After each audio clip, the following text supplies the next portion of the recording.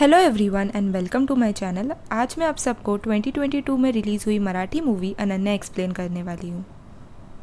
इस कहानी की शुरुआत में हम अनन्या और उसके फियांसे को देखते हैं जो साइकिल पर बैठकर घूमने के लिए कहीं जा रहे होते हैं कि तभी वहाँ पर अनन्या का एक एक्सीडेंट हो जाता है।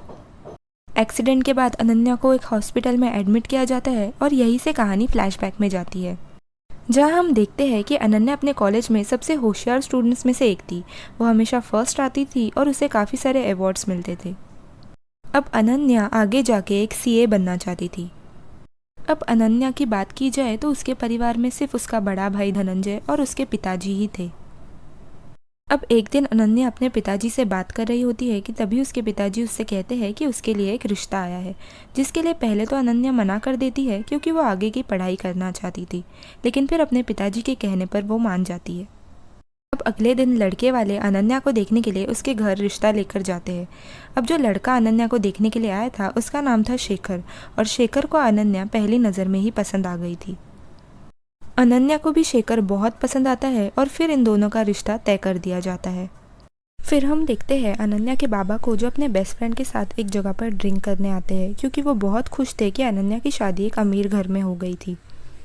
अब यहाँ पर हमें ये पता चलता है कि अनन्या के चाचा ने उसके पापा को धोखा देकर उनकी सारी प्रॉपर्टी को ले लिया था। अनन्या के बाबा इन सारी चीज़ों के खिलाफ फाइट तो करना चाहते थे, लेकिन अनन्या के माँ ने उन्हें रोक दिया था और फिर कुछ सालों बाद वो खुद भी गुजर गई। तब से अनन्या के बाबा ही सब कुछ अकेले संभाल रहे थे। तब अनन्या के पिताजी का सारे ही लोगों ने बहुत मजाक बनाया था कि वो अपनी ज़िंदगी में ज़्यादा कुछ हासिल नहीं कर पाए, इसलिए वो चाहते थे कि अनन्या की शादी एक बड़े घर में हो जाए ताकि सारे ही लोग उन्हें फिर से इज्जत देने लग जाए। अब नेक्स्ट सीन में हम देखते हैं कि फाइनली शेखर और अनन्या की एंगेजमेंट हो जाती है और सारे ही लोग बहुत खुश होते हैं। अब एंगेजमेंट होने के बाद एक दिन शेखर अनन्या से मिलने उसके घर आता है और उसे लॉन्ग ड्राइव पर चलने के लिए कहता है, जिसके लिए पहले तो अनन्या मना कर देती है क्योंकि उसे पढ़ाई करनी थी, लेकिन जब शेखर उसे बार बार रिक्वेस्ट करता है तो अनन्या मान जाती है। लेकिन अनन्या शेखर से कहती है कि वो दोनों लॉन्ग ड्राइव पर उसकी साइकिल से जाएंगे, जिस बात के लिए शेखर भी मान जाता है। फिर हम देखते हैं कि शेखर और अनन्या दोनों ही मिलकर अनन्या की साइकिल पर घूमने निकलते हैं और वो दोनों एक दूसरे के साथ मजाक मस्ती कर ही रहे होते हैं कि तभी अनन्या का एक ट्रक से टकराने की वजह से एक्सीडेंट हो जाता है। अब यहाँ से कहानी फिर से प्रेजेंट में आती है, जहाँ हम देखते हैं कि शेखर का भी एक्सीडेंट हो गया था और उसे भी काफ़ी चोट आ गई थी। अब थोड़ी देर बाद जब अनन्या को होश आता है तो वो रियलाइज़ करती है कि इस एक्सीडेंट में उसने अपने दोनों ही हाथों को गंवा दिया है। अनन्या बहुत ज़ोर से चिल्लाने लगती है और रोने लगती है। अब अनन्या को इस हालत में देखने के बाद उसके पिताजी को भी बहुत बुरा लगता है। फिर दूसरी ओर हम शेखर के बाबा को देखते हैं, जो अनन्या के बाबा से बात कर रहे होते हैं कि अगर उन्हें किसी भी चीज़ की ज़रूरत हुई तो वो उन्हें बता सकते हैं। तभी वहाँ पर शेखर आता है और अनन्या के बाबा से कहता है कि वो अनन्या से मिलना चाहता है। जब शेखर अनन्या से मिलने के लिए उसके कमरे में जाता है तो वो देखता है कि अनन्या ने अपने दोनों ही हाथों को खो दिया है। अनन्या के सामने एक फ्रेम होती है जिसके रिफ्लेक्शन में वो देख लेती है कि शेखर उससे मिलने आया है और अनन्या खुश हो जाती है, लेकिन तभी वहाँ पर शेखर उससे बिना मिले ही चला जाता है। अब शेखर नीचे आता है और सबसे झूठ कहता है कि अनन्या अभी भी सो रही है और इसलिए वो उससे मिल नहीं पाया और गाड़ी में बैठकर वहाँ से चला जाता है। अब दूसरी ओर हम देखते हैं कि अनन्या को भी डिस्चार्ज मिल जाता है। जब अनन्या अपने घर जाती है और अपनी सारी चीज़ों को देखती है तो अनन्या को बहुत बुरा लगता है कि वो इस हादसे की वजह से सब कुछ खो चुकी है। फिर हम देखते हैं कि अनन्या इस हादसे के बाद अपने फ्रेंड पर पूरी तरीके से डिपेंडेंट हो चुकी थी। अब एक दिन अनन्या के घर पर सारे ही लोग डिनर कर रहे होते हैं कि तभी वहाँ पर अनन्या की शादी की बात चलने लगती है, तो अनन्या शादी करने से मना कर देती है। अब ये सारी चीज़ें सुनकर अनन्या के बाबा शॉक्ड रह जाते हैं और शेखर की फैमिली को कॉल करते हैं, तो शेखर और उसकी फैमिली अनन्या से शादी करने से मना कर देती है। और ये सारी चीज़ें सुनने के बाद अनन्या के बाबा बहुत ही दुखी हो जाते हैं। अनन्या अपने बाबा और भाई के साथ रहती थी, इसलिए एक्सीडेंट के बाद अनन्या का सारा काम उसकी बेस्ट फ्रेंड प्रियंका को ही करना पड़ रहा था। अब अनन्या की ऐसी हालत देखने के बाद प्रियंका को भी बहुत बुरा लगता है और प्रियंका बहुत रोती है। एक दिन रात को धनंजय हेडफोन्स लगाकर म्यूज़िक सुन रहा होता है, तो तभी हम देखते हैं कि अनन्या उसे आवाज़ देकर जगाने की बहुत कोशिश करती है क्योंकि अनन्या को पीरियड्स आ गए थे, लेकिन धनंजय ने कान में हेडफोन्स पहने थे इसलिए उसे कुछ भी सुनाई नहीं दे रहा था। अब कुछ देर बाद जब अनन्या के बाबा घर पर आते हैं तो वो सब जगह पे अनन्या को ढूंढने लगते हैं और उन्हें अनन्या बाथरूम में मिलती है। अब अनन्या को देखकर वो समझ जाते हैं कि उसे पीरियड्स आ गए हैं और अनन्या की ऐसी हालत को देखकर उन्हें बहुत बुरा लगता है। अब अगले दिन जब अनन्या के बाबा अपने ऑफिस में होते हैं तो वो अनन्या के लिए नर्स रखने की भी बहुत कोशिश करते हैं, लेकिन वो ऐसा कुछ कर नहीं पाते क्योंकि उनके पास उतने पैसे नहीं थे। दूसरी ओर अनन्या के बाबा घर आते हैं और उसके भाई धनंजय से कहते हैं कि वो कोई भी जॉब ढूंढ ले ताकि वो लोग अनन्या के लिए एक नर्स को अफोर्ड कर सके। अब इस बात से धनंजय बहुत ही नाराज़ हो जाता है क्योंकि उसे लगता है कि हमेशा फैमिली में अनन्या को ही प्रेफरेंस दी गई थी। अनन्या की वजह से ही धनंजय को कोई भी छोटा मोटा जॉब नहीं करना था, इसलिए अनन्या के बाबा और धनंजय में बहुत बहस हो जाती है। अनन्या के बाबा को लगा था कि अनन्या भी अच्छे से सेटल हो जाएगी, लेकिन अचानक ही एक्सीडेंट हो गया और सारी चीज़ें बिगड़ गई। अब इस बात से वो लोग बातों ही बातों में अनजाने में अनन्या को ही ब्लेम कर देते हैं। अब ये सारी चीज़ें सुनने के बाद अनन्या को बहुत बुरा लगता है कि उसकी फैमिली उसके बारे में ऐसा सोच रही है। अब कुछ दिनों बाद हम देखते हैं कि दिवाली होती है और दिवाली के टाइम अनन्या अपने घर पर अकेली होती है कि तभी उसके घर पर आग लग जाती है। अब आग को देखने के बाद अनन्या बहुत डर जाती है।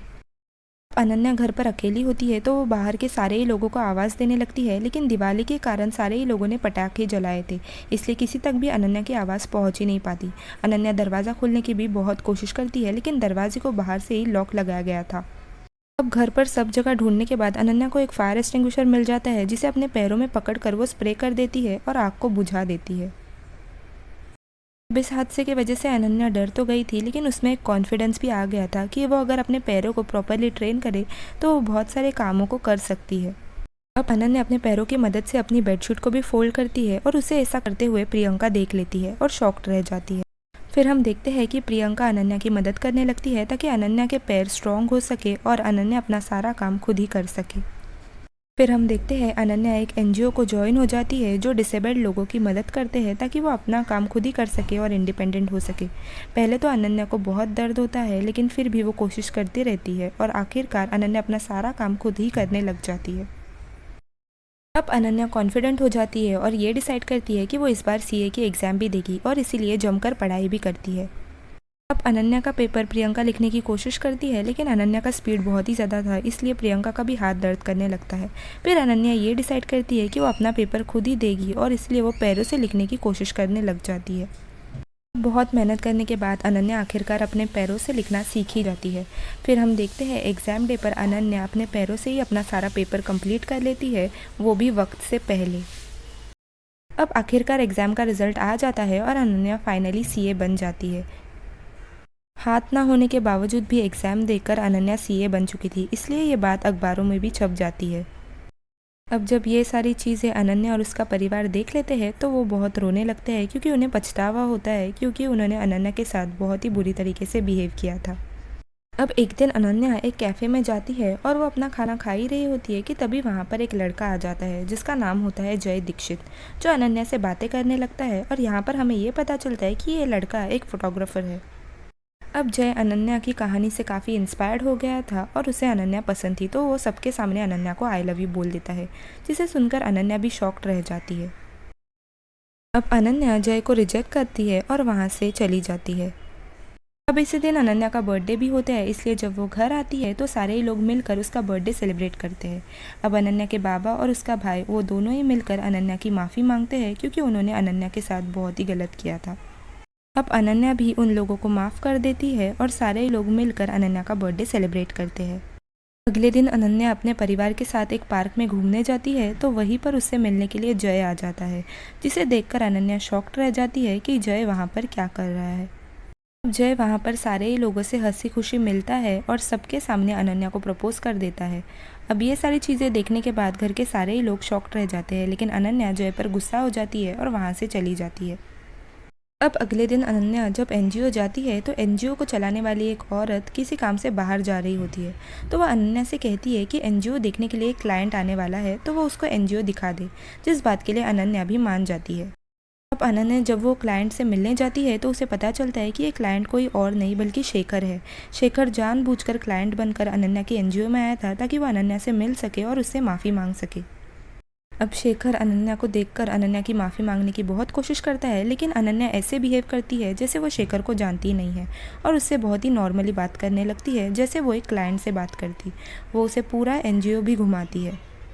अब अनन्या शेखर को इन एनजीओ के उन बच्चों के बारे में बताती है जो अचानक से डिसेबल हो गए थे। जो लोग पैदाइशी डिसेबल होते हैं उनके लिए भी ज़िंदगी मुश्किल होती है, लेकिन जो अपनी आधी ज़िंदगी नॉर्मल तरीके से बिताते हैं और अचानक डिसेबल हो जाते हैं, उन लोगों का कॉन्फिडेंस ही ख़त्म हो जाता है। ये एनजीओ ऐसे ही सारे बच्चों की बहुत मदद करता था। अब शेखर अनन्या से माफ़ी मांगने की कोशिश करता है, लेकिन अनन्या वहाँ से चली जाती है। अब धीरे धीरे कर कर अनन्या की कहानी सारे ही लोगों तक पहुंचने लगती है और फिर अनन्या को काफ़ी सारे मोटिवेशनल प्रोग्राम्स में भी बुलाया जाता है ताकि वो बाकी सारे लोगों को भी मोटिवेट कर सके। अब एक दिन हम देखते हैं जब अनन्या अपने घर पर होती है तभी वहाँ पर शेखर आता है अनन्या के लिए रिश्ता लेकर, और वो सबको ये कहता है कि वो अनन्या से फिर से शादी करना चाहता है। अब इस बात से अनन्या साफ मना कर देती है। ये लोग बात कर ही रहे होते हैं कि थोड़ी देर बाद वहाँ पर जय भी आ जाता है और वो कहता है कि वो भी अनन्या से बहुत प्यार करता है और उससे शादी करना चाहता है। अब जय के प्यार की सच्चाई देखने के बाद शेखर आखिरकार सारे ही लोगों को सारी सच्चाई बताता है कि वो अनन्या से शादी बस इसीलिए करना चाहता था क्योंकि उसे गिल्टी फील हो रहा था। शेखर सबको बताता है कि जिस दिन एक्सीडेंट हुआ था तब शेखर के पास कुछ सेकंड्स थे। वो चाहता तो अनन्या की जान को बचा सकता था, लेकिन उसने अपने जान की परवाह की और इसलिए वो आगे नहीं बढ़ पाया। शेखर अनन्या और उसके पूरे परिवार से माफ़ी मांगता है और अनन्या भी उसे माफ़ कर देती है और शेखर से ये कहती है कि वो कभी शेखर पर नाराज़ थी ही नहीं, और शेखर भी वहाँ से चला जाता है।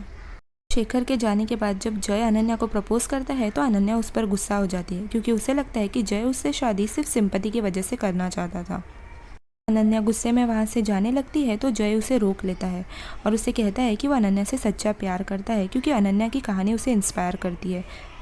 जय की बातें सुनने के बाद अनन्या समझ जाती है कि जय उससे सच्चा प्यार करता है और इसलिए वो शादी के लिए भी मान जाती है और उसके घर वाले भी बहुत खुश हो जाते हैं। अब आखिरकार अनन्या की शादी जय के साथ हो जाती है और फिर वो लोग हंसी खुशी रहने लगते हैं और इसी के साथ ये कहानी यहीं पर ख़त्म होती है। तो ये थी अनन्या मूवी की कहानी। अगर आपको ये वीडियो पसंद आई हो तो please like, share and subscribe to my channel, and thank you so much for watching the video.